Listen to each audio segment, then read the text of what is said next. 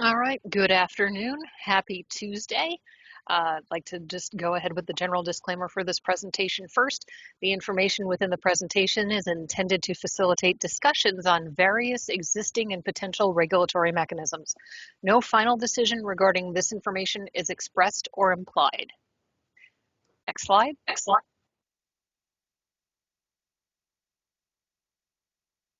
And hello, my name is Judith Andraco, the Regulatory Officer for the Site Remediation and Waste Management Program. I'd like to cordially welcome you to today's stakeholder meeting for the Dirty Dirt Law. This is the second meeting in a series. I am the moderator for today's presentation. We would ask that you keep your microphones muted through the presentation. If you do have technical issues, please use the chat function for that. What we'd like to do is not have discussions within the chat function because we'll end up having 2 or 3 different discussions going on at the same time, and we want to make sure that everyone stays focused. If you are having any sound problems, visual problems with Teams, technical issues such as that, please let us know because we do have people on staff that are monitoring the chat to take care of those issues and help you address them. Today we're going to be discussing definitions. And what is a broker, a consultant, a salesperson? We're going to have a discussion of business entities that may or may not fall under the scope of the law. Next slide. Just a little bit of housekeeping. I already discussed the chat function issue with you. We ask that you use the raise your hand function if you would like to speak. If you have a comment or question, after our presenter concludes different parts of the presentation, I'll be selecting people to speak depending on when you had raised your hand. There'll be the order in which hands are raised. When you are selected to speak, we ask that you please unmute your microphone and lower your hand. In the interest of time, while we have our discussions, a staff member may interject into a discussion with the queue to keep us on schedule. Today we're scheduled to meet from 1 until 4 p.m. We'd like to keep us on that schedule, and we'll end up wrapping up discussions in between to move on to next presentations in order to make the most of the time that we have together this afternoon. Next slide. The goals of today's meeting are quite simple. We want to hear from you. We need to know what you think. We're looking from our industry experts, our county and municipal partners on how to clarify terms to use in these rules so that they're most beneficial for the regulated community. Our experience is that the final product is far superior when we have your input. As our moderator, I will provide direction to ensure that all of you who are present have an opportunity to provide input and to comment and to keep us on track. Next slide. Just a refresher, we want to make sure that we have a back and forth with all of you and that we want to hear your thoughts on different topics, hopefully just the topics that we have set up for our agenda today. Again, we would like you to raise your hand to wait to be called upon. Please remain muted until you're called upon. And please refrain from putting any additional comments in the chat function because that will take away from the discourse that we have going on verbally. At this point, I'm going to toss to Jill Aspinwall. Jill, it's all yours. Thank you, Judy. So, during the December stakeholder meeting, we had started to discuss the terms broker, consultant, and salesperson. We did not finish this discussion, so we plan to pick up on that discussion here. To assist everyone, we're going to go back over a couple of the background slides that were presented in December. So this is the first one. In 1983, the existing A901 law disclosure statements and licenses for entities engaged in solid and hazardous waste industry in New Jersey. Although the statute did not define the term broker, the rules did, and the new amendment to the law now includes broker, consultant, and salesperson in the statute text.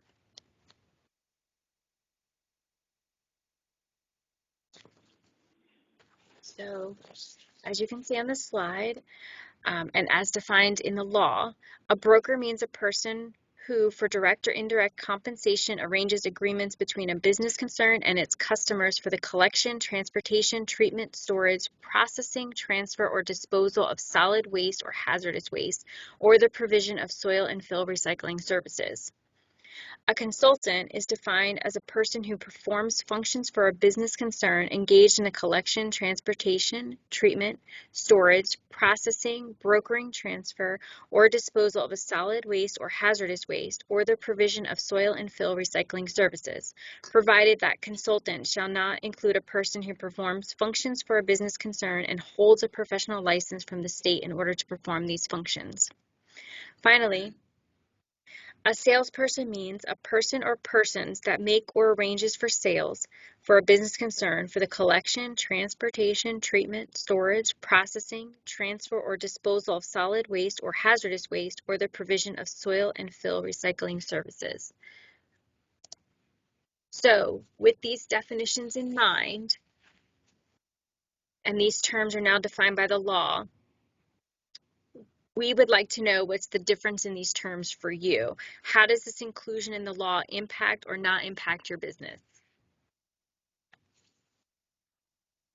So Judy, if you would take over facilitating, that'd be awesome. Sure. I'm waiting for people to raise their hands. We really want to know how you would define some of these terms because we want to take into account your concerns so that we get it right the first time. First up, we have David Morris. Good afternoon, David. How are you? Hey, good afternoon, everyone. Thank you very much for doing this. This is a very good effort. Last round, it was very interesting, and it was a refreshing time for stakeholder engagement. The one thing that I would say just at the outset here is looking at the slide, regarding consultant, salesperson, broker, is really to clearly define for us the individual from the company entity itself. Now, what particular, just talking generally, let's talk about a broker. What would you see, what would you call a broker? Like what do they Well, actually do? Well, that's what I mean. You have, the terms broker, consultant, and salesperson could all be taken to be in the first person, an individual working, whether they're a sole proprietor or an employee, whether they're an owner or not. But they can also be, loosely defined or defined as the companies that they represent, LPs, LLPs, or incorporated entities. And I think that that's where we have, from talking from an LSRP point of view, we understand that, LSRPs have certain safe haven performing duties, but LSRP companies perform other aspects of work which aren't just, certifying a document. And as soon as we step into the idea of self-performing remedial action work, then we wade into this kind of broker and consultant if we're trying to move waste materials or recycled materials. So really, it's just to understand, how these terms correctly apply to the myriad of kind of participants in this program. Now, would you put any clarification on any of these terms to make them identify as a contractual relationship? That there's a specific document of terms that would outline who would be a broker or what would be involved in brokering versus consulting? Um, I think that it would be really good to have because I understand that these definitions are kind of embedded in other prior rules, and that's why they're being used in this instance. But I think it's really about providing enhanced detail of how these apply, to our situation. So I suppose I'm elucidating and making these definitions more specific. All right. What we'd like to do is make sure if any of you have any suggestions on how we can do that, we'd love to discuss that with you today. Also, if you would have any suggested language that you would like us to consider about these concepts, please send them to our soil and fill email that you'll see at the end of this presentation today. David, do you have anything further? No, no, that's just it. I mean, I think that this needs to be carefully looked at rather than standing in front of 50 people and singing the chorus all by yourself. I think that it's a question of walking away and submitting it. But that's really where I'm coming from on this is, we're looking at the materials and what's covered and what's not. But then really comes down to, which employees and which entities and engaged in which functions on which specific tasks are the issues for us. All right, And thank you. Thank you very much. Next up, we have Pauline Young. Hi, Pauline. Good afternoon. Hi, good afternoon. Can you hear me? Yes. Okay, so I'm an attorney. I represent several waste transporters, so that's sort of where I'm coming from here. But I guess my specific concern initially is with the broker definition, being that I represent a lot of franchisors who have been categorized as brokers, but they do not meet this definition. This says, indirect or direct compensation where the broker arranges agreements between business concerns and customers, but that's not what a franchisor would do. But yet they have, historically been considered as brokers. So I don't know if this is meant to now exclude them as brokers or if this is just a definition that hasn't been fully completed. Do you know what I mean? That's a great question, and that's where we're coming from today because we have the statutory definitions, but we need to figure out how they're going to work better for the regulated community. Now, when you're talking about the franchisor versus a broker, what are some of the overlaps that you see? Yeah, I in mean, those two really, roles? the only overlap that I have seen is that there is indirect compensation. So the franchisor is getting money from the franchisee, but they don't actually set up they have no contact with actual direct customers. They don't have, decision making on actual transportation. For the most part, they are literally just getting like royalties or percentages of business income. So the indirect income is sort of all that they're getting that's part of this definition. So it's one of those things where it's just on paper, it's not really in doing an activity with the material. Right. Okay. Some franchisors have greater control Mm-hmm. than others, depending on the franchise agreement. So I think it would be, I almost can't give you any help on what a definition should be because it's so specific to what, how much control that franchisor is going to have. But the way I've sort of been dealing with it and have it's been explained to me is it's just basically if you're getting any money, that you're a franchisor and a broker, and that's it. So it's sort of hard to, that's sort of, I've just been doing, everybody do it just to make sure. I don't know necessarily that they should be included though, since they have no direct role. And in some cases are out of the country. And so some of my franchisors, they're not even here. But and then I guess my secondary, and I'll be really quick, I'm sorry, is the consultant. Most people are like, that definition is everyone. That definition could potentially include everyone, performs functions for an A901, business concern basically is entirely inclusive of every person who has any involvement at all. So it's so wide that I think it could include anyone. So I think it just needs to be sort of bound down a little. And maybe you were saying sort of contract basis, if there's, a consultant that has specific contractual terms what they're providing, services on operations or logistics or sales, something that was a little bit more involved than just, a consultant that performs functions is a little too broad, I think. Well, if you happen to come up with any particular language or ideas and specifics, please send them to us because we'd love to have that information to work with in crafting a definition for the regulations. You got it, absolutely. All right, thank you. Next Thank up, you. we have Robert Lippincott.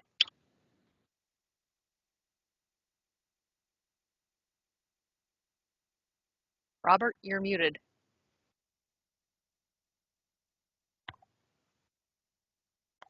Hello? Okay, I don't know if Robert's having technical issues. I'm going to move on to Maria Hurd. Good afternoon, Maria. Hello. Let me see. Oops. Can you hear me?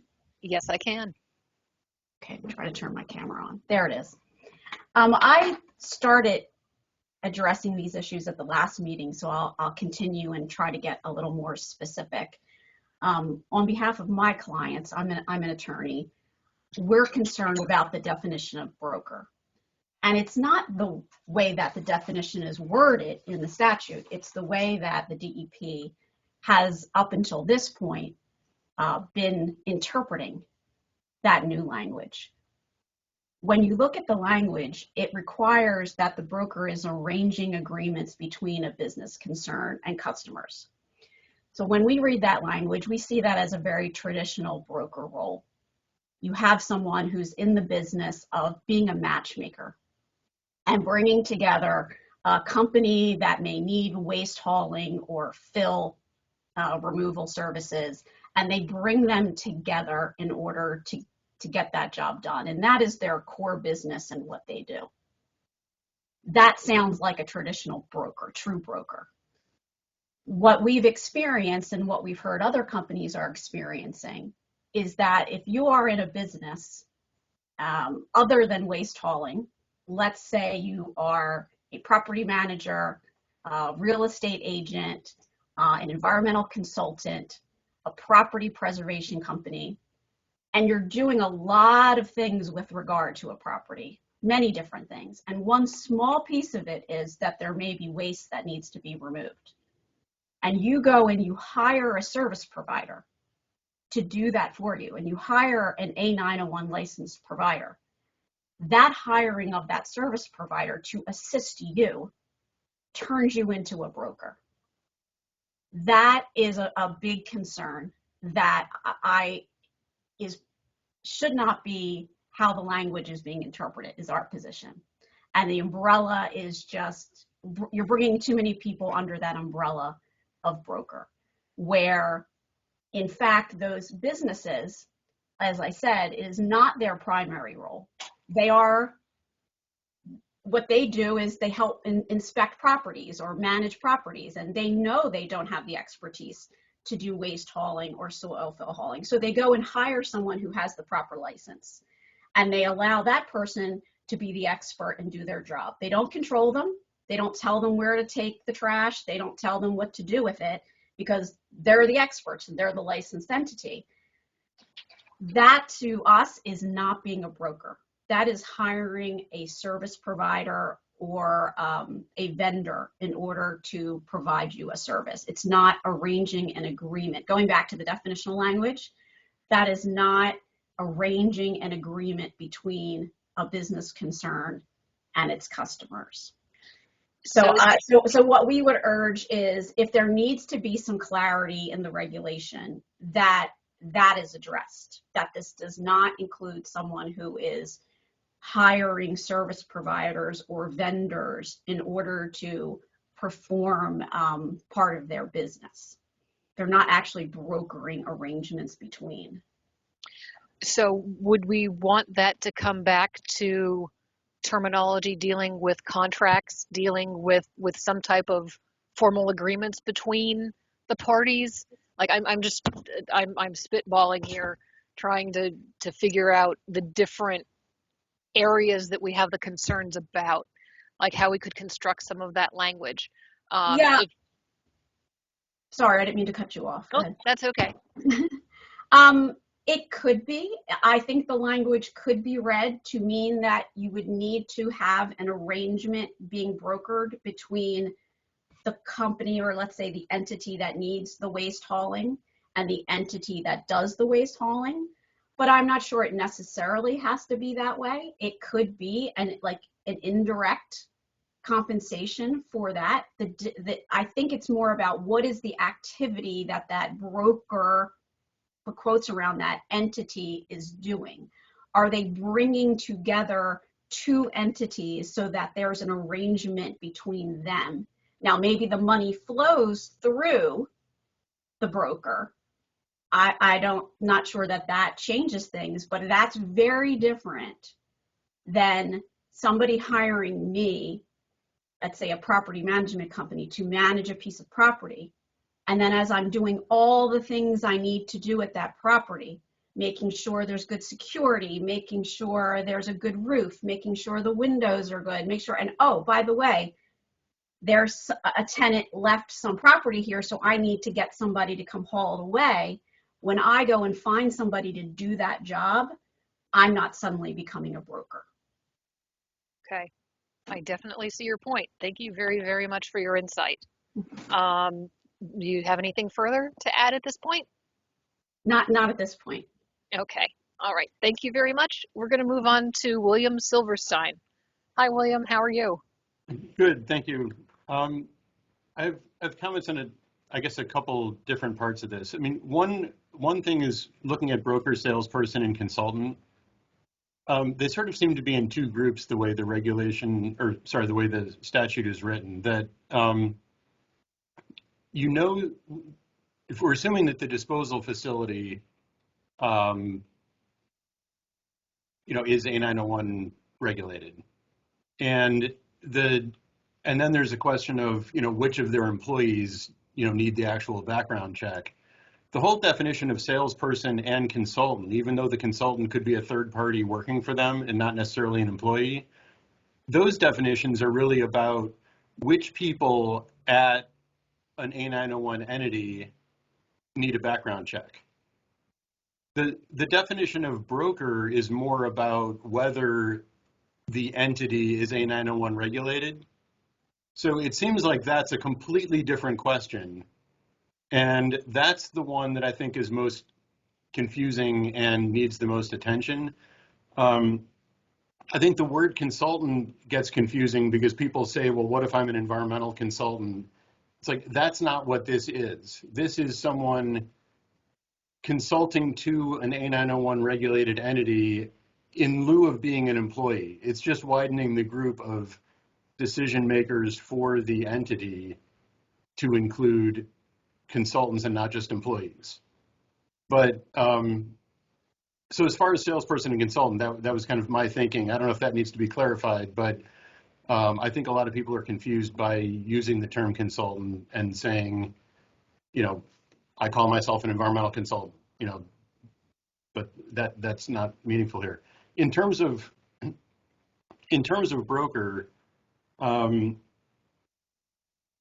there's a couple parts to that, because there is the idea that the A901 law is about, it's really about regulating the people that are deciding where waste goes, to make sure they're not making bad decisions, you know, fraudulent decisions, being paid off for, you know, doing illegal things with where waste goes. So it's about decision making. So some of the comments about brokering that were already made on this call, I mean, I think one thing we need to look at is who's deciding where waste goes. And that's an element of the broker definition. But I think the thing that I wanted to comment on more particularly is a little bit similar to the comment that was just made on, you know, property manager, where, you know, DEP has issued FAQs in the past under, I'll call it regular A901, not, you know, not dirty dirt. But keeping in mind that this law changes the definition for all of that, you know, changes the definition of broker. But you have people like a property manager who, you know, have to hire a service provider. They may not be the generator. And I think it's agreed that the actual waste generator does not need A901. Like, the generator gets a pass, and we're talking about, you know, who in the universe of everyone else, you know, needs this, you know, who counts as a broker, a transporter, disposer. So you have the case of that property manager who has to hire someone to get rid of some waste. They're not knowledgeable. They should be able to hire someone who has an A901, even if the money passes through that property manager. So I think the fact that they're contracting, they're not the generator, but they are contracting. They may even be making a markup, but they're not in the educated role of where the waste goes. And if they're hiring someone else who is A901 certified, that should be fine. I'm thinking that person should not be a broker. Now, when I look at what I do as an LSRP, again, as David mentioned, my services personally as an LSRP appear to be exempt here. But in my role as an employee of the company who might also be doing remediation for my client, I have a client who's a generator. I'm an environmental consultant. I'm then hiring a contractor who does remediation, who may then be subcontracting waste disposal. There's that chain there, and the question is everyone in that chain now a broker? Now, in that example, I am educated on waste disposal. I'm not the property manager who knows nothing about it. So, maybe you could argue that I am, taking a role in deciding where that waste goes, and I'm dabbling in that world of brokering. But that's where that's the part of the definition that I see as most important to straighten out is, can you have a generator and a construction manager and an environmental consultant with overall responsibility for the site? And is there still a point farther down the line where someone becomes the first regulated person? Or is everyone other than the generator automatically a broker if if money passes through their hands? Because the alternate is that I can go to my client, give them advice, which I believe is not acting as a consultant in this definition of consultant. If I tell my client, I'm hiring someone to dig a hole, we're going to wind up with a pile of waste. I can't get rid of it for you because I'm, not a 901 certified company. You need to do it yourself. Please don't mess it up. But I have to not be part of that, part of the process. You please go hire someone who is properly certified to take care of that. So in your opinion, are there particular, I don't think I want to use the word behaviors, but I'm going to use it anyway.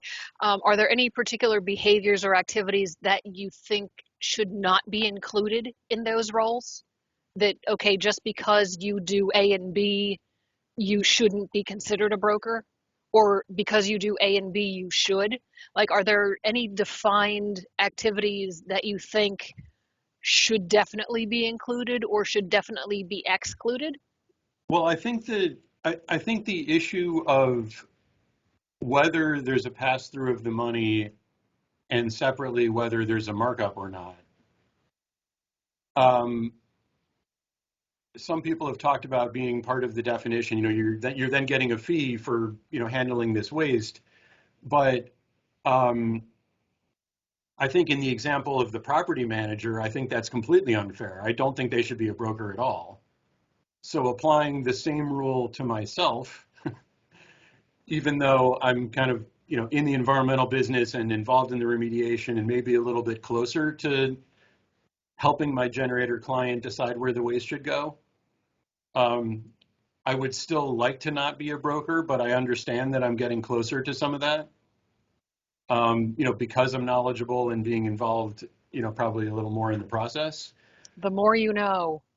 Well, but on the other hand, it's not helpful for me to intentionally stay out of the process if I am knowledgeable and if I have some liability as the LSRP on the site.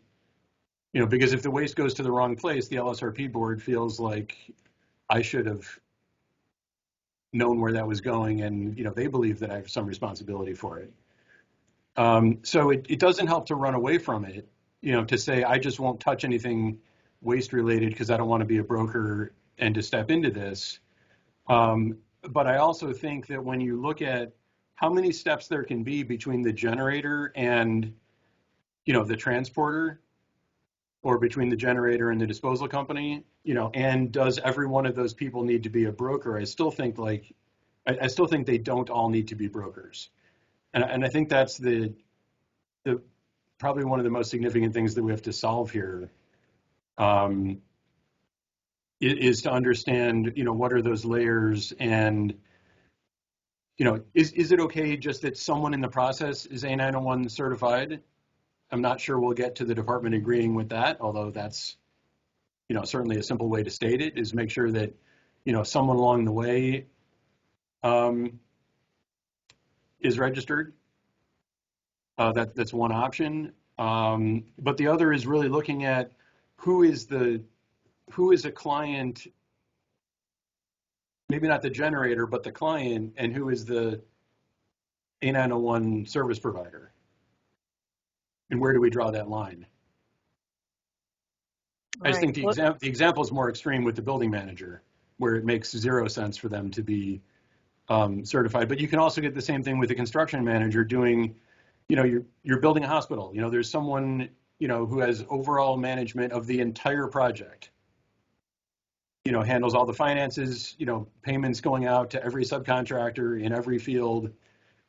And one of those might be doing some remediation and some disposal. All right, William, thank you so much for your perspectives. Okay. We appreciate it. Thank you. Next up, we have Charlene Drake. Hi, Charlene. How are you? Hello, finding my mute button. So I'm an LSRP and environmental consultant. I wanted to amplify something that Bill said and maybe pull it forward in the broker definition, is the idea of the selection of the facility being so important. So a scenario that we would do, we would have data, the client who's not knowledgeable would ask us for advice. We would give them options of 3 or 4 facilities, and then they choose. They would work with an A901 certified transporter. They would work with an A901 certified facility. So the intent of the law to not have us direct, to a certain facility or have undue influence is kind of already satisfied. So is there a way that the notion of arranging could also pull forward the idea of facility selection? And if you're not selecting the facility, you're not a broker. That's an interesting approach. So it would kind of go to, I want to make sure I'm understanding this. It would go to basically the control of the decision making for that. Correct. So what it's doing is it's not excluding the people who know the most about the data and probably understand the industry the best. But it would still let you advise, but you're not choosing. All right. I think I got it. And we have people taking notes with all of your input today too, so we can work with this information and build this into the rules. Do you have anything further to add or no? That's it. I'm just trying to figure out how to put my hand down. All right. Thank you so much. Next up, we have Robert Lippincott. Robert? Hello. I think maybe you can hear me now. Yep. Sorry about that. I appreciate having the opportunity after I missed the earlier one. Sure. I did have a little bit of a problem with my technical issue here, but I wanted to. I'll turn my camera on so we can be more personal. So the question that you were discussing right now was about specifically broker. Is it broker and consultant, or just broker? Can I speak to both? You can speak to both and actually toss in salesperson, because those are the 3 terms that we're trying to differentiate. And right. We have the statutory definition, but we need to know from all of you, how would you put that into practice, and where should some of the lines be drawn? And those are big questions. Obviously, we're not going to have a silver bullet answer for any of this, but I do appreciate the department's effort here, and that you've invited us to hear from our perspectives, and thank you for that. So I'll try to be brief and to the point to answer your question, and try to help you all. As far as the broker is concerned, you asked the question earlier about what is a broker, right? And I wanted to respond to that a little bit, because I think there's been a traditional understanding of a broker, and sometimes we have a hard time really nailing it down or describing it, although we sort of know what it is. It's sort of like you'll know it when you see it, you know. Um, and and so we've hit a lot of these points, and I think that in a number of ways they all describe it, but it's bigger than that, and it's hard to describe completely. So I'm not going to try to describe completely how to define broker, but I would say in the simplest way I can say it, the broker in my experience has been basically a contractor, and me as a consultant, and now as an LSRP, but historically as an environmental consultant, providing basically the same role in handling soils in this regard.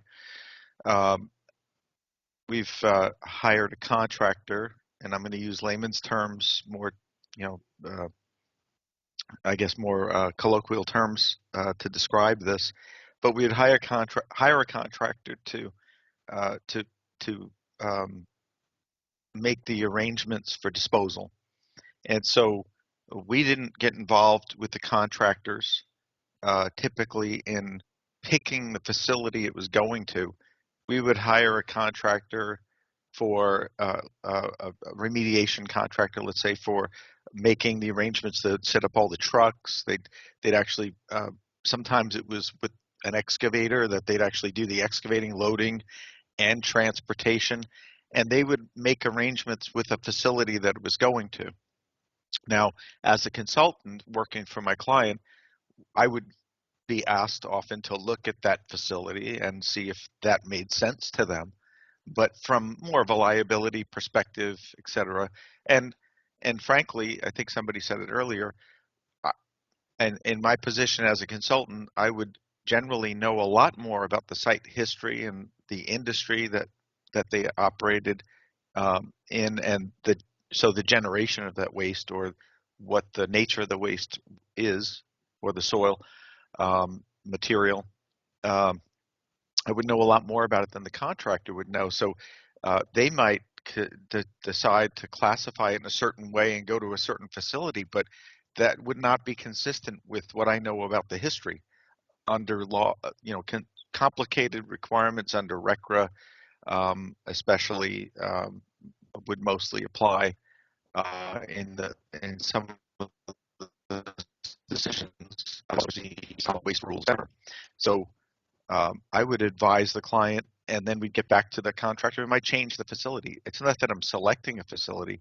I'm just making sure that material is going to the right facility for those reasons. So the other thing is, while the contractors, I find them very knowledgeable often, they don't necessarily have access to all the data that I have, and somebody else mentioned the data, and I think that being the consultant, we typically, not always, but typically collect the waste characterization samples or make those decisions to characterize the waste.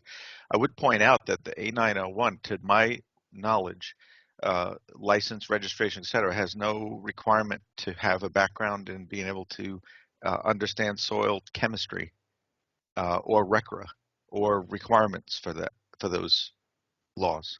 Now let me ask you, going on having that background knowledge, looking at a broker versus a consultant, with the definition of broker, it would be the person who arranges agreements where the consultant actually performs functions. This is just from the definition that's in the statute.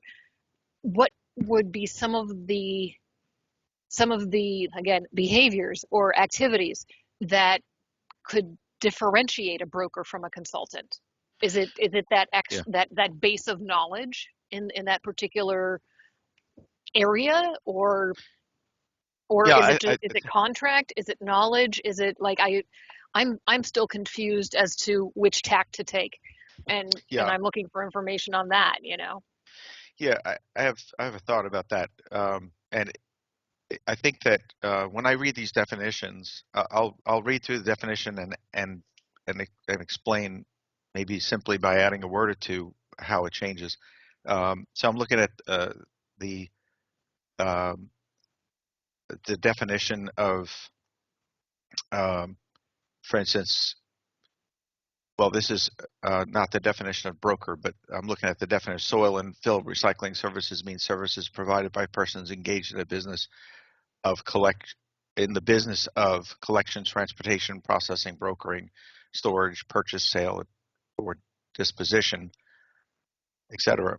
And I would put a word like soil and fill recycling services means the services provided by persons engaged primarily in the business of collection, transportation, et cetera, et cetera. So someone mentioned before, like if I'm doing a redevelopment project and there's a small area of soils that have to be removed, that's not the business of primarily of brokering soil. We're primarily in the business of redevelopment of a site. That's my client, right? So then the consultant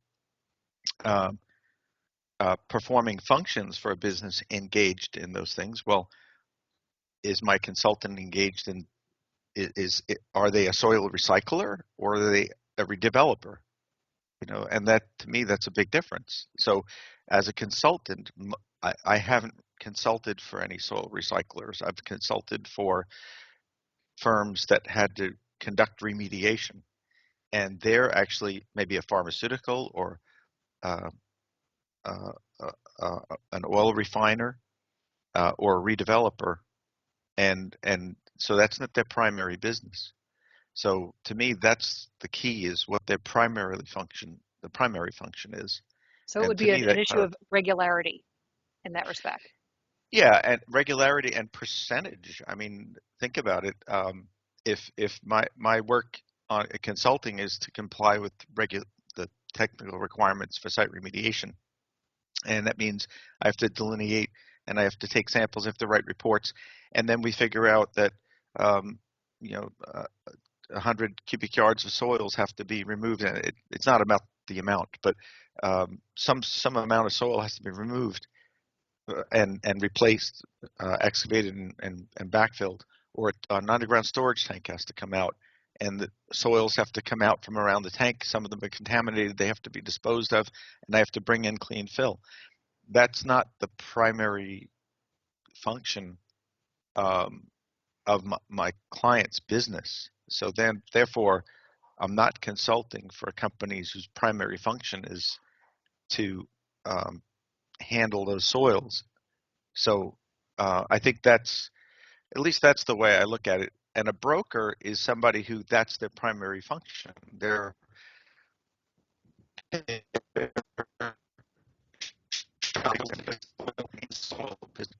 and so to me, that's a fundamental difference between the two, and as well as a difference in a consultant being involved.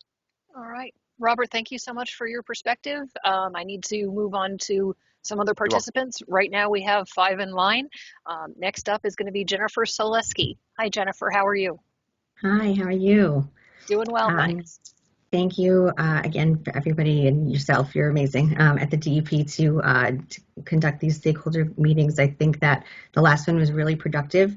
For this question about the definition of broker, consultant, salesperson, I think that it depends on what your role is specifically in the project that is at hand. So, today I might just be a consultant and I'm taking samples and I'm putting together the data and I'm advising my client, but tomorrow on this other project, I'm actually making arrangements between the disposal facility and the generator of the material to move it. So then I'm a broker. I think that.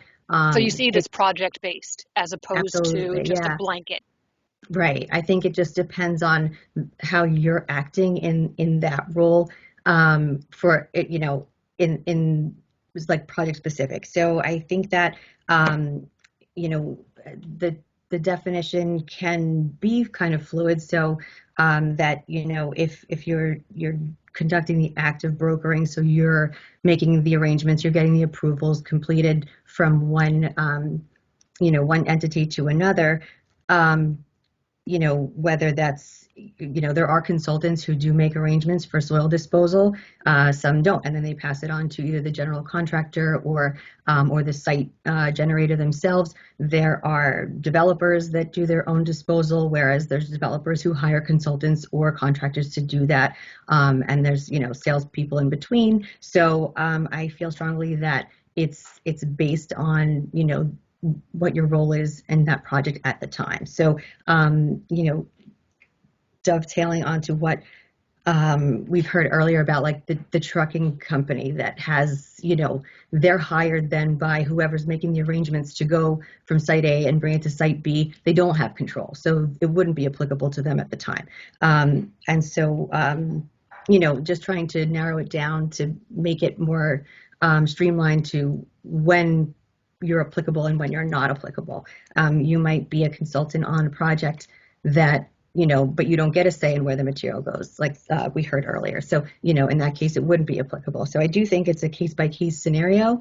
And so, if you're, whether or not it's your primary function, there are multiple times, I work for Bayshore Recycling, so we have a Class B. So we're kind of exempt, but we see so many of these different entities coming in for approval. So we do know that, it just depends what your role is in the project at the time. So I think when you have control over where the material is going and you make those arrangements, and there might be two people in that chain. It might be a consultant and a broker working together on that. So, but if there's just, I guess when the generator relinquishes control, I think that's when you become a broker.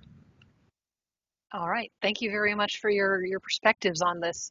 Do you have anything further to add at this point? No, I think that's it for now. All right. Thank you so much. We're going to move on to Caleb Yanho.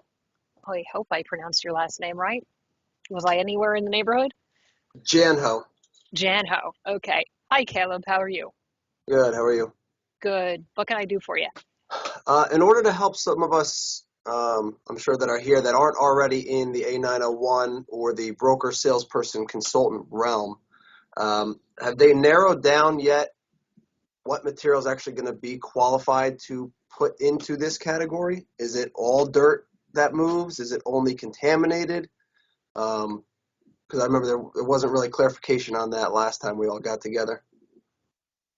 I'm not sure if we've clarified yet. I know right now we still have the soil and fill recyclable material definition that's in the statute.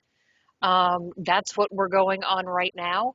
But for this particular meeting, we're still trying to figure out what would be the difference between a broker, a consultant, and a salesperson, and what are some of those factors of their activities that would either compel their inclusion into a role of a broker or consultant, or specifically exclude them from that role. So I'm sorry I don't have a definite answer regarding the material yet, but when it comes to the roles of these particular entities, do you have any input you'd like to share with us today? Well, I think it would help a lot of us. I think there's a lot of people that are up against a deadline to sign up for the A901 that right now don't have any idea, do we even qualify for any of these? Because we don't know what's going to put someone into the category of A901 or not into the category of A901. Because us, for example, we don't have an A901, but we can handle dirty dirt in the state. We're on a job, it gets tested, we excavate it, and as long as we take it to an approved facility, we're actually able to handle material that is classified as A901 material. Now, is everybody in the state that moves dirt going to get lumped into this? Like, we want to figure that out before we decide what does broker, salesperson, or consultant look like, because we're up against a deadline to sign up for this, and knowing who's in it will help us decipher, okay, who fits into one of these three categories, or do you even fit into one of these three categories? I really don't know if we can provide an answer to that today. On that topic, I'm going to defer to a member of DEP staff. Is there anything further that we can add? I'm at this point just working on the definitions of who does what. I haven't been privy to anything material centric at this point yet. Judy, let me just chime in a little bit, and then Sure. I'm going to ask Seth too as well. This is Janine McGregor from the Division of Sustainable Waste Management. I mean, we're certainly aware of the issues surrounding the deadlines and applicability. We are working very, very hard and intently over the past week or two or three with DOL to and DEP management to evaluate what tools we can use to, we're looking at enforcement discretion. We're looking at, we're considering the possibility of changing the deadlines. We're looking at some kind of compliance advisory. We have not settled on anything yet. It still needs to, and also revising the FAQs. We're not ready to announce that yet. But Judy's right. This is what we want to hear. I don't know that is going to define that's going to impact how you define broker, salesperson, and consultant, which is the topic of this meeting. But that said, know that we are working very, very hard to get something out very shortly that will clarify that for you. Seth, is there anything more specific that you can add? No, I think that said it perfectly, Janine. Like she said, we're working on something that will provide clarification. We know that the deadlines are approaching. We're just working through our process at this point to get answers for you. So that's the best we can offer at this moment. Caleb, is there anything you'd like to add for the discussion of the roles of broker, salesperson, and consultant? Nope. All right. Thank you very much. Next, we're going to move on to Rick. I don't have a last name, and I don't think it's Guest. Hi, it's Rick Scheuer. Hi, how are you? Good, thank you. I think sometimes we try to make things more complicated than they need to be. And if my understanding is correct, we're really concerned with the illegal transportation and disposal of materials leaving sites. Is that a correct assumption? I would think so, Okay. especially for purposes of this discussion. Right. So, in my opinion, anybody that is transporting these materials or the disposal facilities for them need to have the A901 license.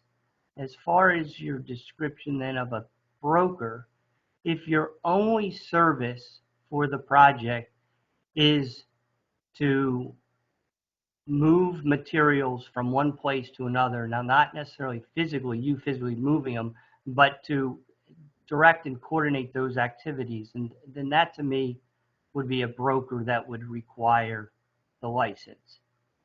If you are doing it as part of the service and you are using either then brokers or transporters and disposal facilities that have the A901, that should be sufficient. So as an LSRP, and I have responsibility for the overall environmental activities at the site, using A901 transporters and disposal should be sufficient, and I would not be considered a broker in managing or having those materials, which ultimately I have some responsibility for, that they get to the proper places. So it would be more of a determination based upon all of the entities that are included in whatever the particular process is for that project. Am I getting that right? Basically, if you're dealing more with like the A901 world for what's going on with this particular project, then you would be subject. If I'm dealing with the A901 transporters and disposal as part of a project, right, that's not the sole purpose of the project, Mm-hmm. then I as a consultant would not need the A901 license, and I'm not only providing brokerage services for that. It's the companies that are advertising their service as brokers of moving materials and providing sources of those materials from one place to another that are truly in that realm, and they should be required to have the A901 licenses. But if you're Okay. transporting materials and you're the disposal facilities of those materials, then you should have to have the A901. I think this calls into what one of our other speakers was talking about, like a regularity issue, because it's something that you would be dealing with on a regular basis within the business, as opposed to a one-off situation. Am I catching on? Okay. Yes, you are. Okay. All right. I just want to make sure that I understood where you were going. Do you have anything further to add at this point? No, thank you for the opportunity to provide a comment. All right. Thanks, Rick. Next, we're going to have Neil Rivers. Hi, Neil. How are you doing this afternoon? Hello, good afternoon. I appreciate the opportunity to talk with you today. Thank you. I want to bring maybe a couple of concepts together that I've heard a number of the speakers speak about. One is this comment about regularity, and the other is the concept of really kind of who do we work for? And Jude, if I understand the original question that you were trying to get the sense of is, how do we see broker, salesperson, and consultant? And how do they differ from one another? Differing in the real world, and Mm-hmm. the way I read the statute, I look at the definition of salesperson and consultant as predominantly activities being performed by some individual or entity that are facing the disposal facility, the soil management entity as their primary client, right? I'm a salesman selling waste disposal services. I am a consultant interacting with them. At least that's the way I read those definitions. I think they're reasonably clear, although perhaps an FAQ to distinguish that might help. When I And get into if you can, pardon me for interrupting, but if you can think of some wording that could help differentiate, please send it to us so that we can consider that, because you guys are out there actually doing the work, and you're our experts.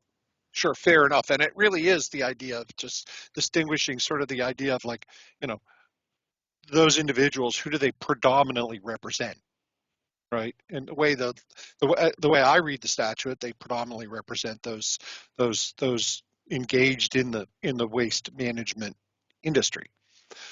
When we get into the definition of broker, that's where it gets considerably more confusing to me, because, as I think a couple other folks have indicated, there's certainly a business, a type of business where people, as their primary activity, work to arrange disposal activities. They represent perhaps multiple disposal outlets, and they communicate and coordinate with environmental consultants, with perhaps property managers, with generators, and whatever, to help to get waste to its proper location. That's certainly I think a term of broker that we all understand. What I get, sort of, and I think it was Margaret Hurd that talked about just the example of the property manager. There are other entities, and I would say that environmental consultants could be those entities as well, whose role is to assist their client, the property owner, the generator, with identifying and lawfully managing waste materials. And so in that case, that property manager that Margaret was talking about, the subcontractor or subconsultant involved on a hospital case that Bill Silverstein was talking about, or in my case, an environmental consultant. Our work is really not facing the disposal facility so much as it is facing the generator. And to me, that's where the definition of broker needs to be clarified and, I think, segregated. If it is your primary business to represent disposal outlets, that's a form of brokerage, and I could see that consistent with salesperson and consultant having a licensing obligation.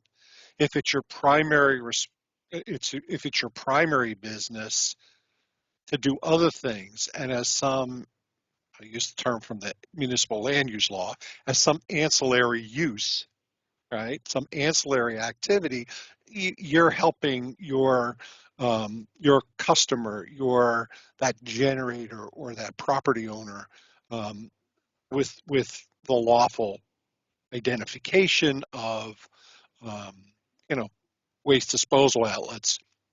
I think that's the distinction that I'd like to try to see segregated out of the broker definition. All right. Point duly noted. Thank you very much for those impressions. I really appreciate it. Thank you.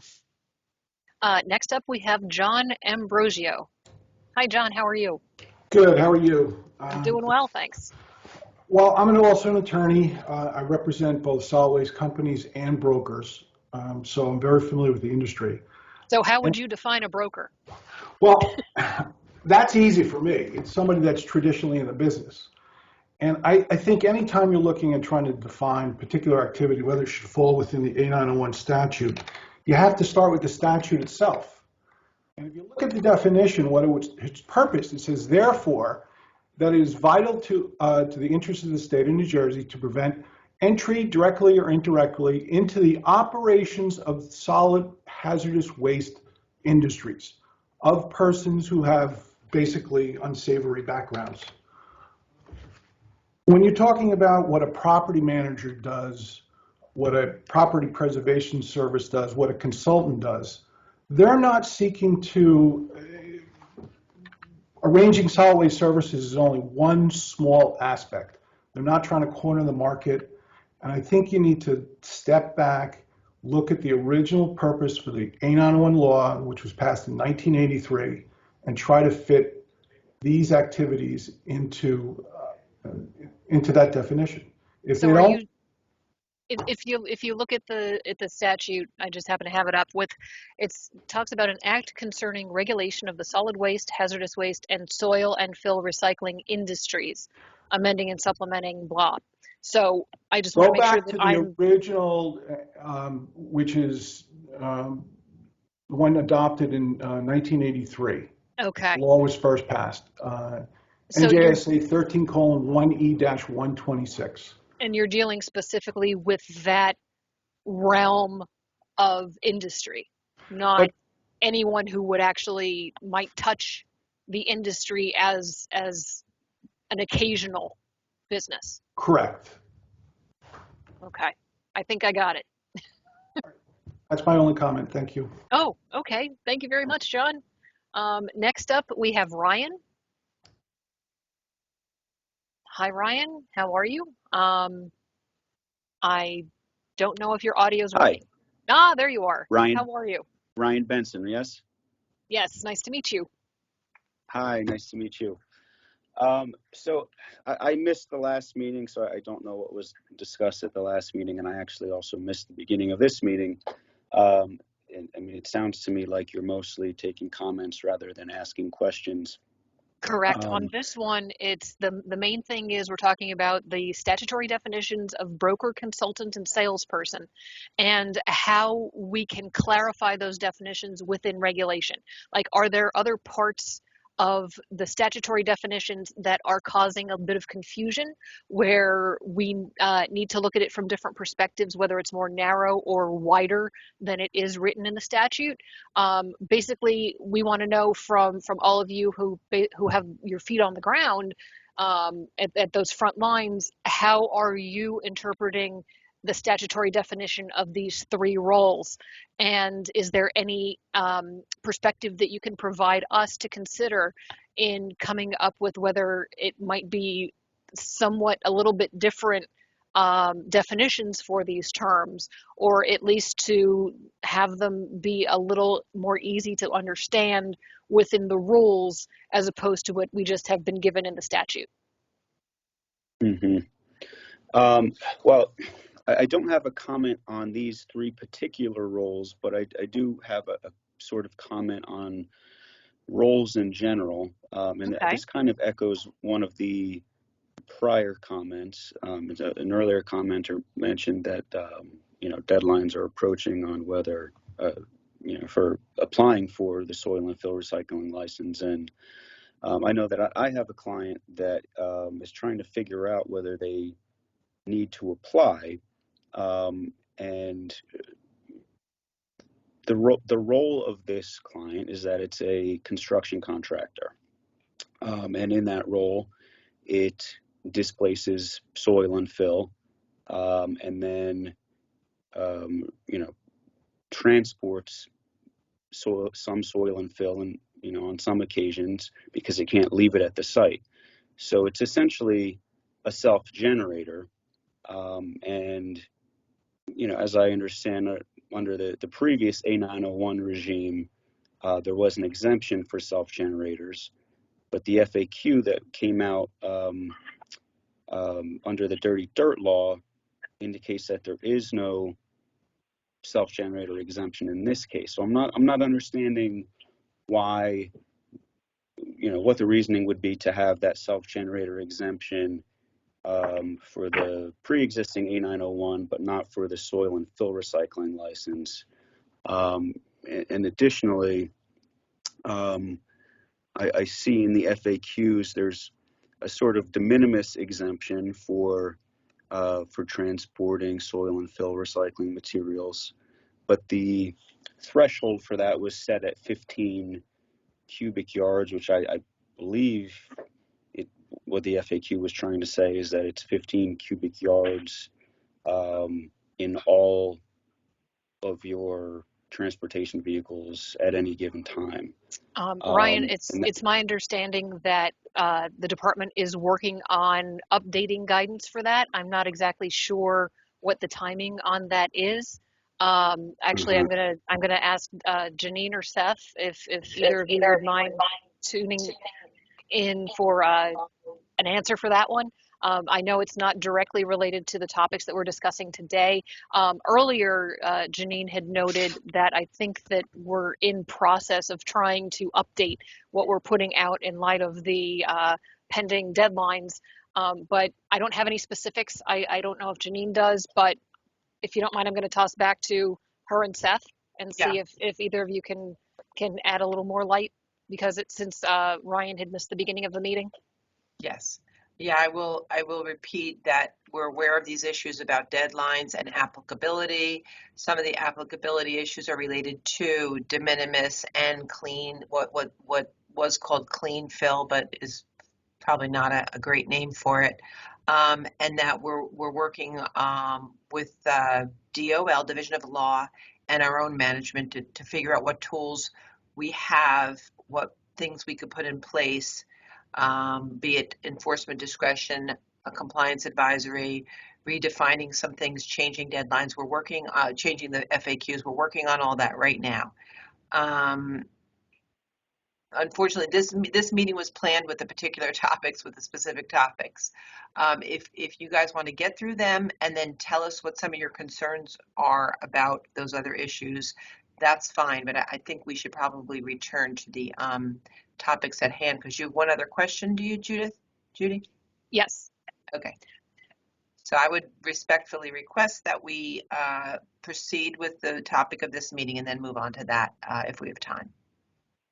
Okay, and I apologize for getting off topic, but I appreciate it. Can I at least ask, do you have a rough idea of when the regulations will be proposed? At this point, I believe. yes, it would be the summer to early fall would be the adoption in 2024. So we're looking to have something proposed sometime next year, which then we have within 1 year of the proposal to respond to comments and actually publish the adoption. So about a year and a half from now, I think. Wait, Okay, I can't but do math. So the adoption would be in 2024. Okay, but the proposal in the New Jersey Register, you're looking at summer to fall? Of 2023, yes. Oh, of 2023. Got it. Yeah, Okay. Thank you. sure. Thanks so much. Do we have any further questions regarding broker, consultant, or salesperson? I don't see any additional hands raised. I'm going to toss back to Jill for our next slide. Thank you, Judy. All right. There we go. All right. So continuing our discussion on definitions, the law provides several definitions. It is these definitions that will allow individuals to determine if their businesses will be regulated by the law.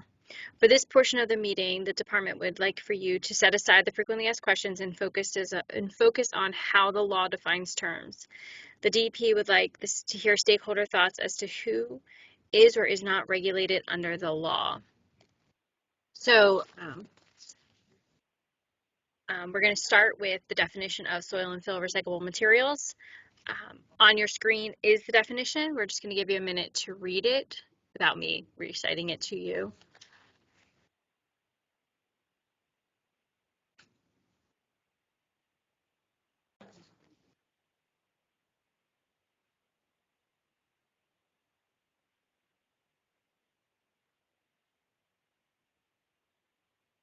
Okay. And if once we ask the question, we can always come back to this. I can have this slide up for you guys if need be. In addition to the definition, there are a few things that are exempt. This includes Class A recyclable materials, Class B recyclable materials, beneficial use material, and virgin quarry materials. So, knowing all of that and focusing just on the definition, the department would like to know what services and materials do you feel are not regulated under this law? Start there. All right, we'd like your input and your impressions about what should be included and subject to this law and what shouldn't. Nothing is written in stone. We want to know what your impressions are.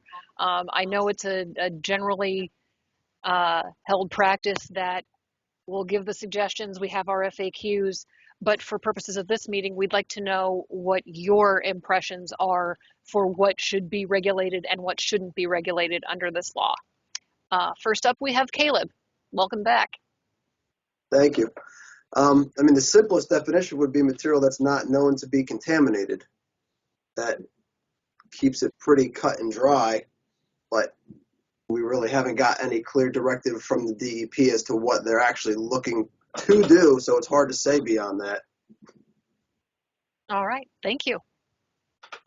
Next up, we have David Morris. Okay, I'm having a hardware problem.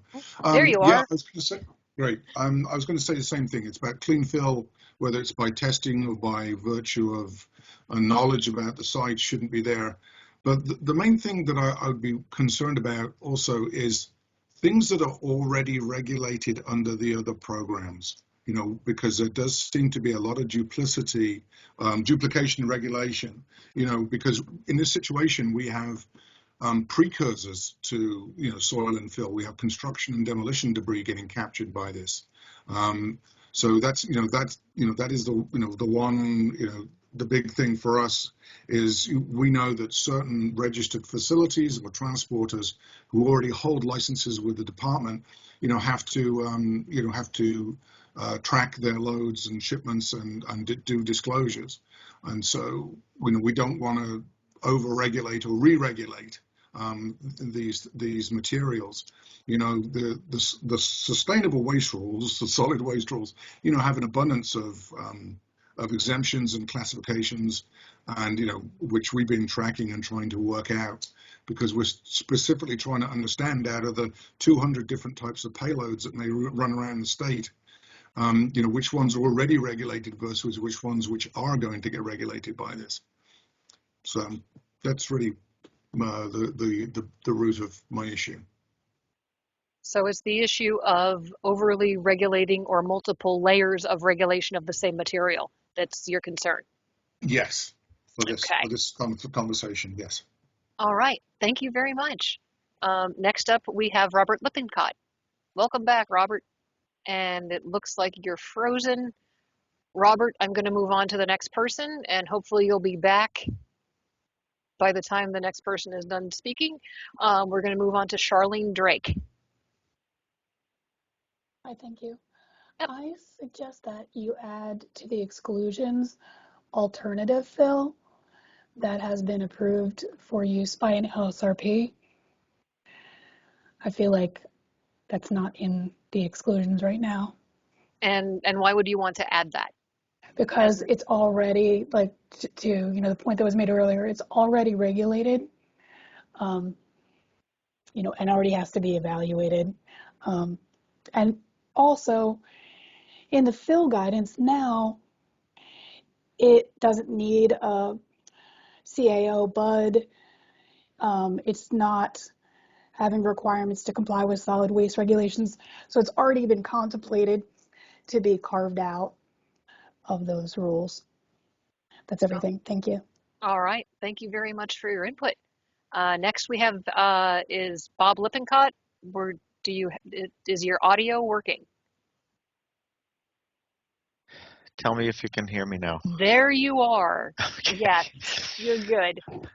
I unplugged my headset for some dumb reason and I forgot to plug it in. Sorry.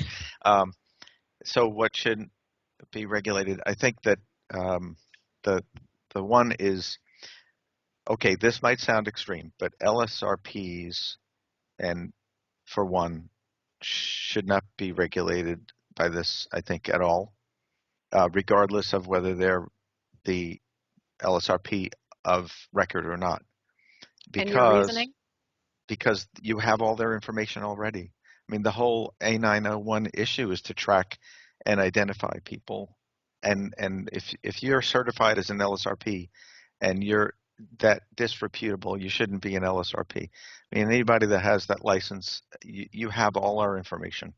There's no reason that you need to do background checks. And if we're not that, if we can't be trusted with handling soil, how can you trust us with the remediation of these sites?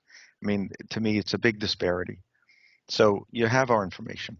And so it's a duplicative issue. I think that it's LSRP, you have the information, you're done. You're in good standing. If you're not, if you have a problem with the licensing board, whatever, that's a different issue. But as far as I'm concerned, it's duplicative. So I think that it shouldn't be. The other is, and the rule, the definition of consultant, I think speaks to that, holding a license, but there's a little bit of a twist to it because it says something like performing the duties. Let's see, a person, I'm sorry, has a professional license from the state in order to perform those functions. And so I think that's I may be open to some interpretation there, but I think that the department has interpreted through the FAQs as meaning you're retained as an LSRP for a site, and that's very clear to me. Okay, I think that's a conservative, safe interpretation of that. I would go a step further because, again, the LSRP, you have all the information. If their information is on documents saying they certify something, you have their information. So the other one comes from the FAQ from the department, not from solid waste, but from site remediation. And there was an example of like a PE, and the PEs, if there's any PEs on the phone and you want to advocate for PEs, that's fine. I'm not a PE, so, but that might be the same thing for a licensed PE in New Jersey. I would say that would fall into that bucket as well. But there's an example, and I just paraphrase, but it says something along the lines of if a PE takes rock cores and has them in his truck to drive back to his office for review, he may be subject if he's going to dispose them later. The volume of material we're talking about, I mean, I don't think that rises to the level of the concern that brought this whole thing about in the first place. And for that FAQ to focus on that minor amount of an issue seems to be somewhat telling and a little scary, because that it just seems to be way off the mark. So I think that kind of thing shouldn't be regulated, and it should be clear and I don't know. I know we've talked about de minimis and trying to figure out an amount or whatever, and I don't know how to deal with that. But I think just that example is one of those where you see when you see it. And to me, picking on an engineer with some rock cores, it seems to be way beyond what was intended or what's necessary to control the real issue that we're trying to control in the state with soils. So, all right. Robert, we'll thank you. take it under advisement. Thank you much. Okay. Oh, I had one question.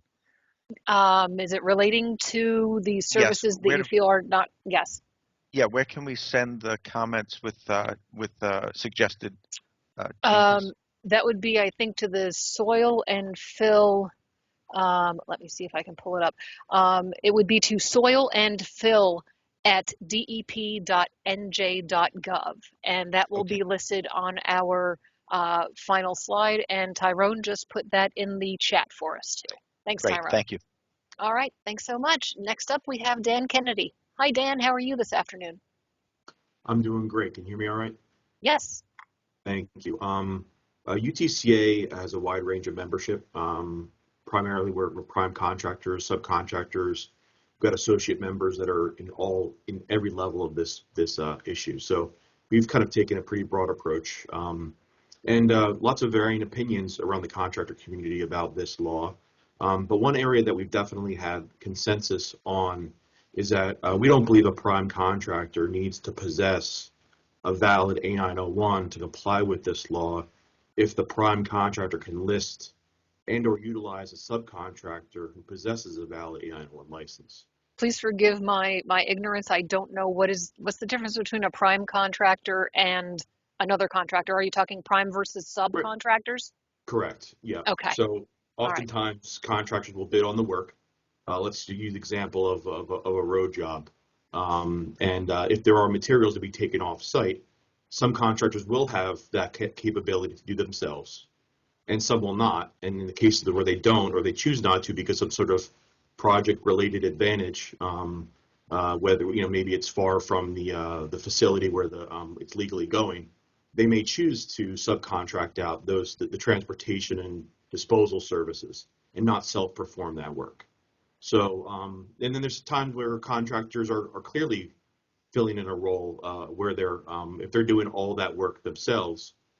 That's where we definitely think that the law at least pertains to some of our work. So to answer the question about our understanding, we do not believe that those contractors that are subcontracting out the work have to have an A901. So we've submitted that position to the department in late January, and just wanted for the record and for others to hear our position. That's the kind of the position we've taken, and we're looking forward to the department's response. All right. Thank you very much, Dan. I appreciate it. Okay, thank you. Next up, we have Jim Aversano. Hi, Jim. How are you? Hi, Judy. I'm doing well. How you doing? Doing good. Thanks. Good, good.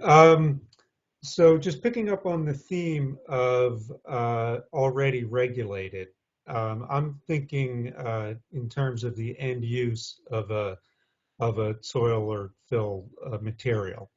And in this sort of scenario, I think landfills that are importing and receiving soil for regrading projects should be exempt due to the fact that they're already heavily regulated.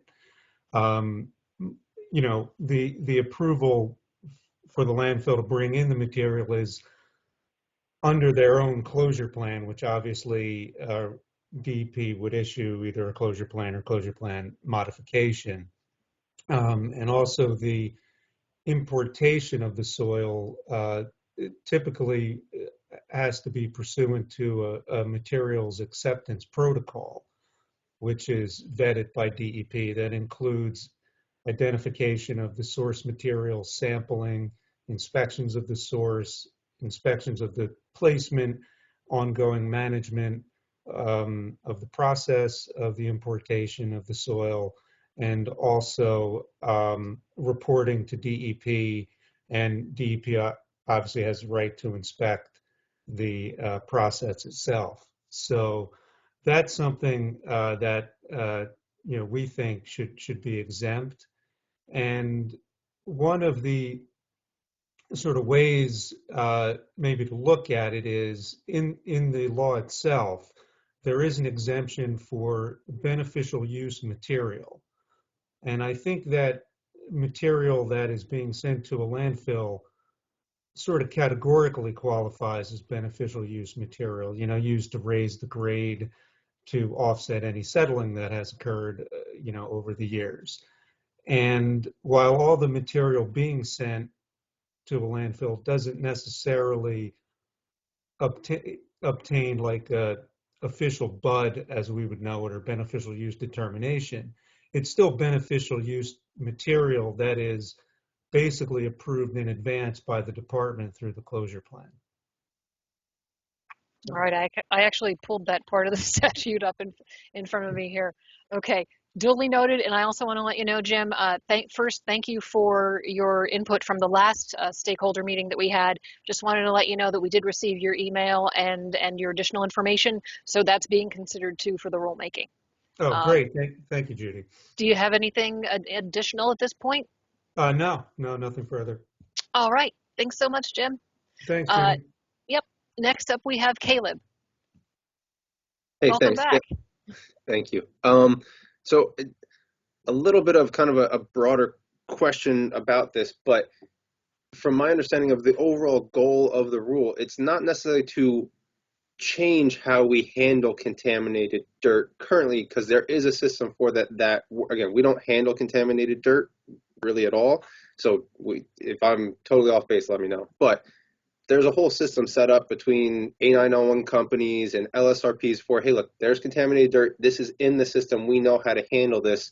That house is already built for how to handle it. The goal of this is simply to make sure we stop missing as much of the material that doesn't ever show up at the door, or it might knock on the door and say, hey, look, what's the cost to tip this here? And then all of a sudden they hear the cost and they're like, oh, well, I don't like this house anymore. It's too expensive. I'm going to go buy the house cheaper down the road that doesn't have as many eyeballs on it. Is that correct? That's the goal of the overall rule? I think the overall point, going back to the statute, is the regulation of the entities, the main purpose of A901, and that some of the tracking that has been circumvented through soil and fill recycling that hasn't come under the A901 process as it originally was intended, this is meant to catch that. This is just Judy answering. This is not an official department answer. This is just me reading the statute and having a discourse with you. Yeah. Okay. So it's not. We're not trying to further regulate the people that are already regulated handling it. We're trying to make sure we get the material into that stream that's currently being missed. Correct. That's how I understand it. Okay. And so from that perspective, I think that's why we keep coming back to what qualifies it, because I don't think we need to recreate for all the LSRPs on here and the A901 companies. If we're worried about them doing their job correctly, another rule on them isn't going to change. I don't think that's what we're talking about. It's about, hey, how do we make sure that the people that did get testing, had contamination, and then tried to avoid it, how do we make sure that they don't escape the net? Or how do we make people either more aware or set up a new regulation where, again, we get into do we want to talk about the 10 yards coming off someone's house, or the single axle load leaving? That's what you have to figure out. But it just seems like a lot of it is talking about the people, like some of the people talked about, well, there's an LSRP involved in a site consultant and an environmental consultant and an A9. Like, if those jobs are having contaminated dirt go somewhere illegally, I think we have bigger issues, because like those people are already there watching it. I think it's the other jobs, and that's why we keep asking, where do we get to the tipping point where, okay, this job site now falls under this, and let's make sure they stay in this stream, as opposed to how do we recreate this stream that's actually working? It just isn't catching everything. I think that's the question. All right. Thank you very much, Caleb. Next up, we have Neil Rivers. Welcome back, Neil. Thank you. I appreciate it. Again, my my comments are really just a bit of a follow-up on what Robert Lippincott said. I would say that I agree with him in that LSRPs and professional engineers are licensed through the state. The state already knows who they are. They have demonstrated themselves to be of sufficient good character to have received the license and able to maintain it. And importantly, certainly as an LSRP, I know this, both LSRPs and professional engineers have an obligation to protect public health as a primary responsibility of their role. And so I would say that in specifically answering the question, what types of materials are or are not or should not be subject to the law, I would say those activities that are being done or managed by a New Jersey licensed professional engineer or a New Jersey licensed site remediation professional. And a slight distinction I'd make from what's in the frequently asked questions is that I don't believe that LSRP needs to have been retained specifically for the site. That's a subtlety in the way the FAQ is written, basically that it's an LSRP who's retained specifically for the site. I can safely say as an LSRP, my obligations and professional conduct obligations do not stop or start only when I'm on the site or I'm only working on a particular project. And so I would say that we don't need to make that very specific distinction. That's all I've got. All right. Thank you Thank very you. much. Next, we have Ryan. Welcome back. Hi, Judy. I'm back again. So I probably should have saved my previous comments and questions for this segment. I think they're more relevant here. So just a couple points. One is I think a construction contractor that happens to displace soil and fill material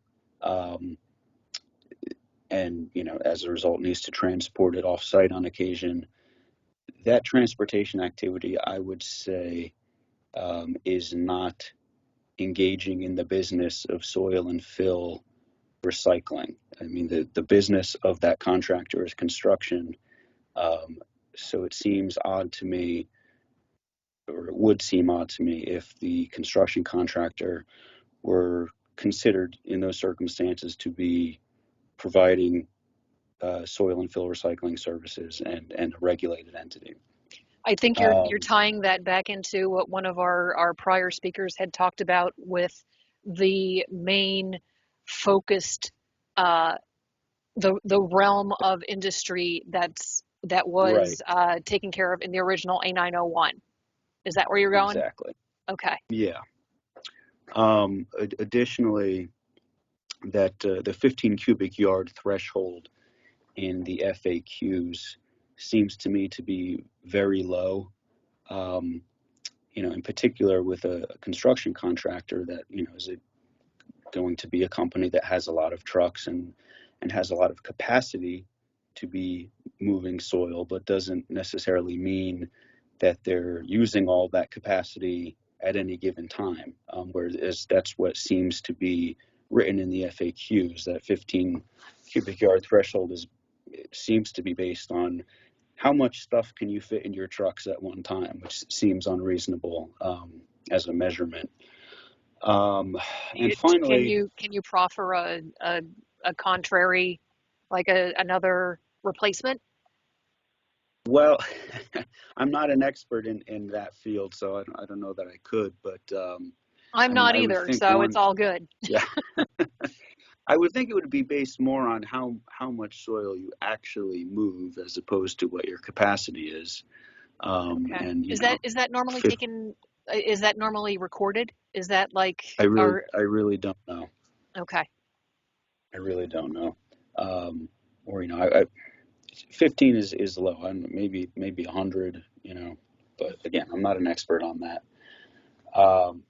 Last thing, I'm confused by the statute's definition. I think there's probably a lot of things to be confused by in the statute, but the definition that you showed of soil and fill recyclable materials, there's a particular phrase there,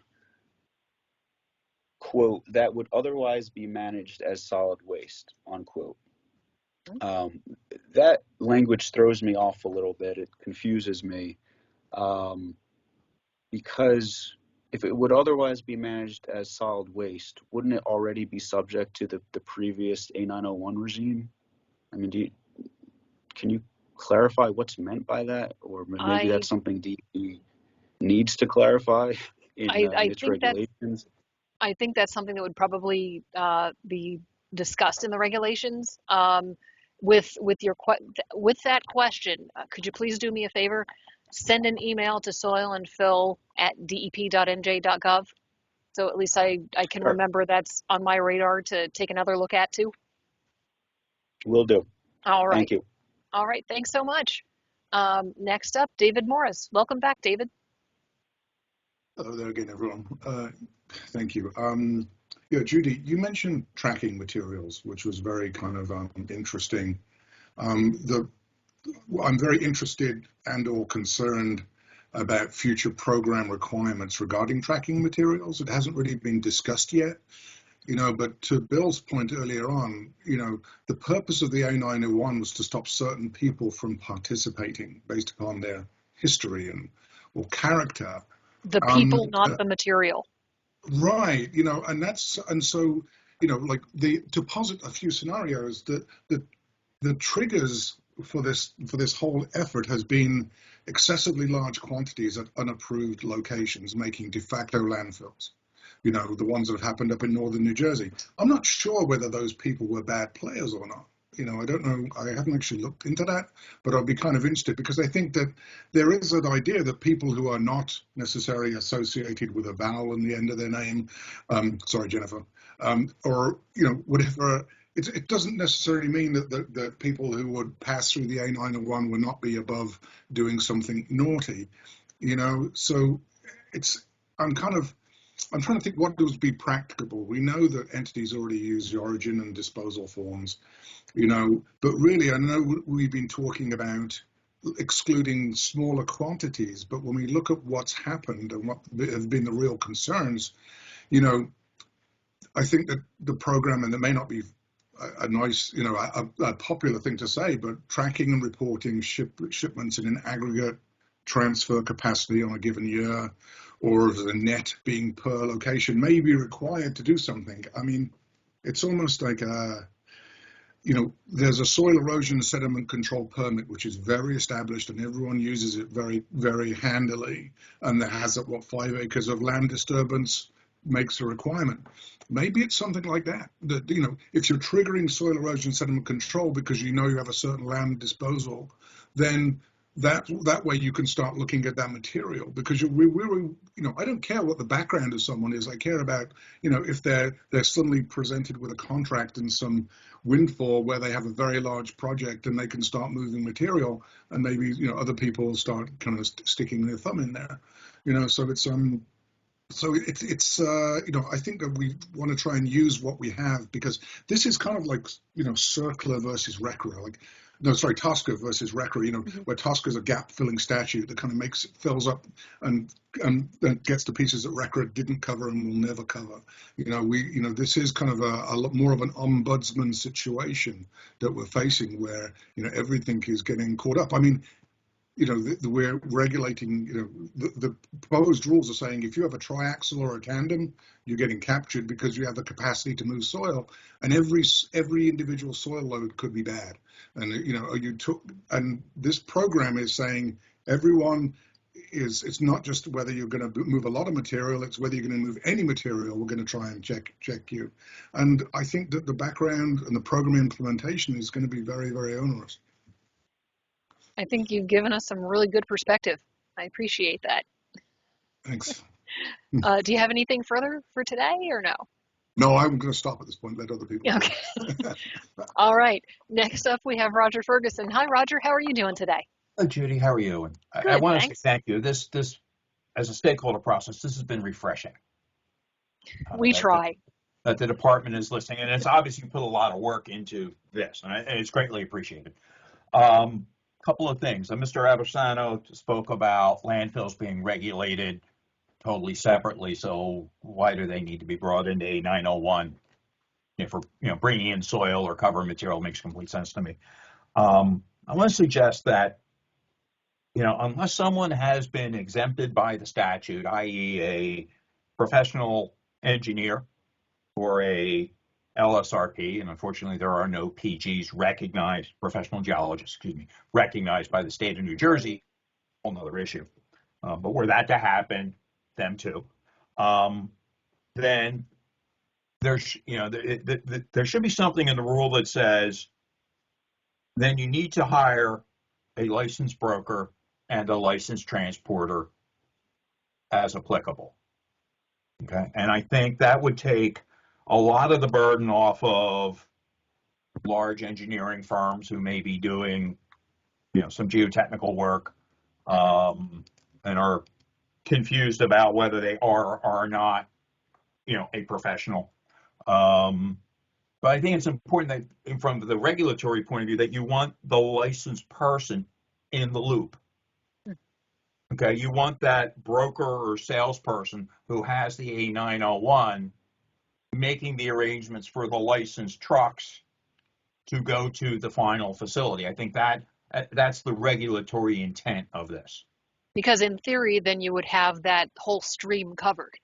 Correct.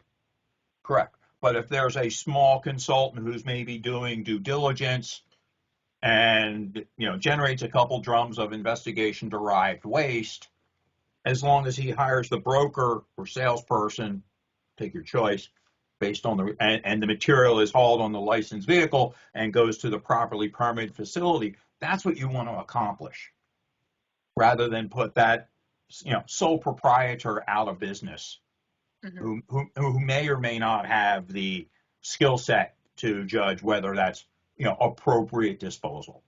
So basically looking to have licensed individuals fill in all those holes in the Correct. Stream. Yeah, when you have the licensed professional, the A901 licensed professional into the stream, they take over. That's their job. They take care of it. And the rule, I think, needs to be clear in reading like that, and would take a lot of the ambiguity of what a lot of people are concerned with in the statute, the FAQs. My own firm is a small firm. Am I still a business entity? Even though I'm an LSRP, do I need to have a license? And do I need to finish that process at considerable time and expense? Because that clock is ticking on doing that. I'm not planning on being a broker anytime soon. I realize that's separate from my LSRP license. I can live with that. But I think that will provide a lot of clarity in rulemaking that people are seeking right now. Some great points. Okay. Thank you, Roger. Thank you. Next, we have William Silverstein. Hello, Hi. thank you. Welcome back.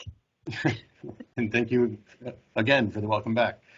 As far as the materials, I know one of the questions that I've had, it was really, and I know you're looking for our suggestions, not answering questions, but in terms of what's the purpose here, and is clean fill, which is difficult to define, but is clean fill intended to be regulated or not intended to be regulated? And I could see why there'd be two approaches to that. I can see why you would say we need to regulate all soil because everyone says that the stuff they're hauling around is clean fill. That's the entire problem. Or we could say, if it's clean fill, it doesn't need to be regulated. We're looking at the stuff that's not clean, and that's the point. So I'm not sure where the where the department or legislature's starting point is. But as far as the definition itself, there are a lot of commas in the definition. I was going to send it to my daughter, the English major, and say, if you don't know anything about this stuff, how do you read this? But the same section that was brought up that earlier that said, which would otherwise be managed as a solid waste.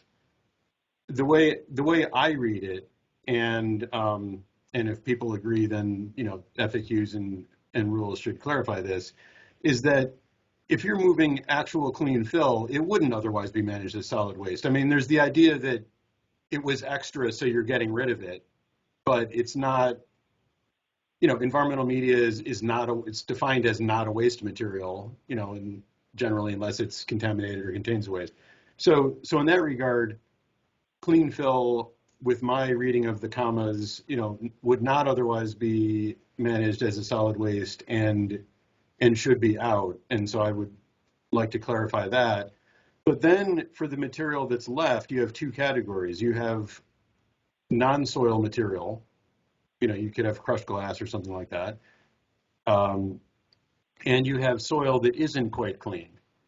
But then there's exemptions for, bud material. That is soil that is, soil or other material which is not clean, but the use is recognized as being okay. There was a comment earlier about material that is allowed under the very recently issued fill guidance that may not require a bud. That guidance talks about what DEP needs to approve, what the LSRP or an engineer or other professional can approve. That does bring in engineers. And I'm an engineer and an LSRP, so I'll thank you to whoever was advocating for that camp. But then that's another class of material that you're saying is going to the right place. It's being recycled. That could also be excluded, just like the bud material is. But now we've really taken the entire universe of soil and divided it into clean fill, which is not regulated, and material which is being recycled and is therefore not regulated, and there's nothing left. So thank you all very much. That's it. Show's over. But maybe that's in the form of a question. But I agree that things that are not specifically, the statute includes, quarried material because it's soil or soil-like, but it's, generally believed to be clean. You probably have a certification that the quarry is clean. You have bud material. You're clearly exempting, both materials that are inherently clean, materials which are being recycled. And it was actually on this call that I realized I couldn't find a third category that we need to regulate. Well, let's see. I may take you up on your offer to have your daughter take a look at the definition, because don't forget there's a semicolon in there too. Okay. So if she can take a look at that, and then you guys can get back to me through soilandfill@dep.nj.gov, that would be great. Okay, thank you. All right, thanks so much. Next we have Robert Keane. Hi, Robert, how are you? Hi, and thanks. As I'll say, as everybody else has, thank you so much for taking this time.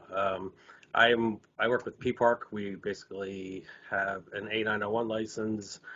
We do some minimal amount of brokering. We have a Class B for source separated concrete, asphalt, brick, block. And now the new soil thing comes out. This is I could take in soil with all that stuff mixed in. I know Class Bs don't really regulate soil. And now there's the new A901. So I think when I'm looking at the thing, what services, materials you feel are not regulated, and it's kind of to come back on some of the comments before from like Caleb and from Bill a minute ago, it's still sort of defining what is actually clean.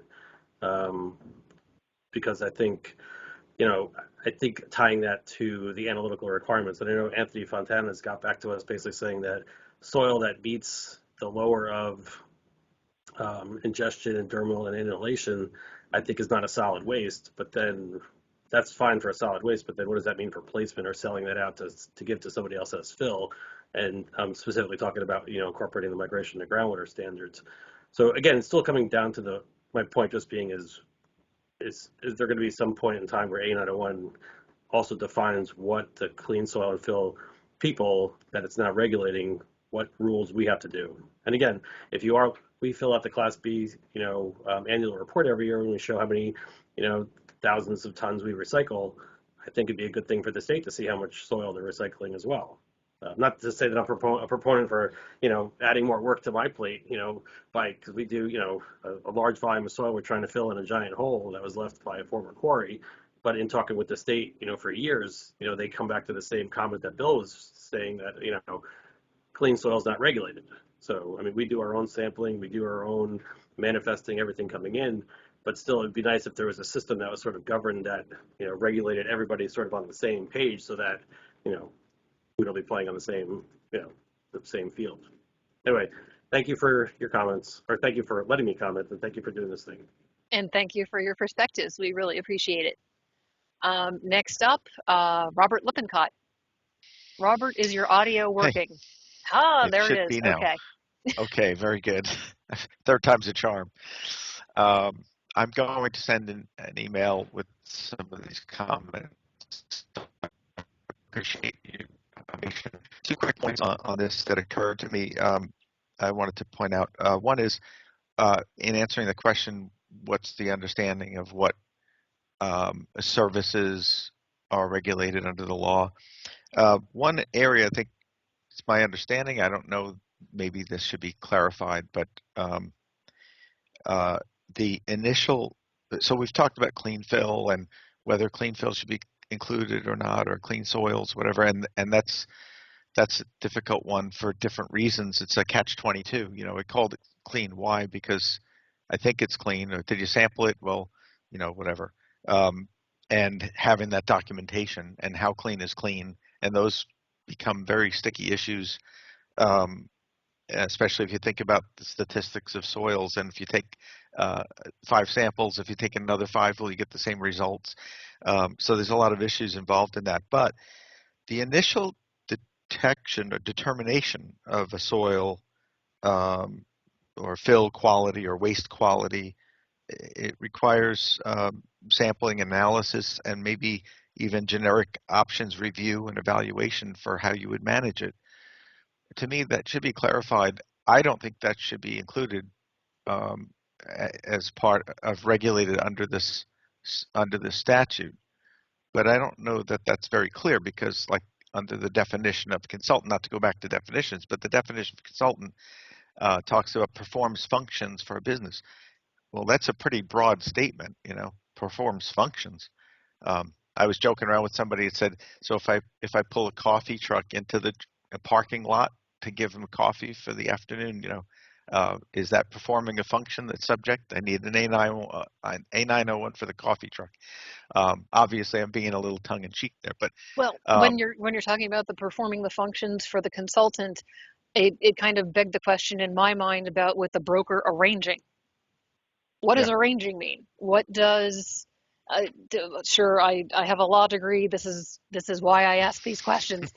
But how do you interpret those terms? Like, how would you apply them to your everyday business? That's what we're trying to learn.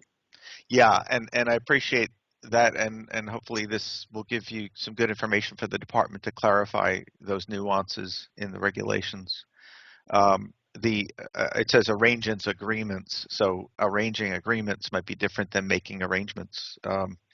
The other issue here is so just to be clear, I don't believe that the initial review, the initial determination, the sampling and analysis that goes into making initial evaluations about whether a soil is clean or a waste, and some initial generic evaluation about how it would be managed, I don't think that falls under the definition of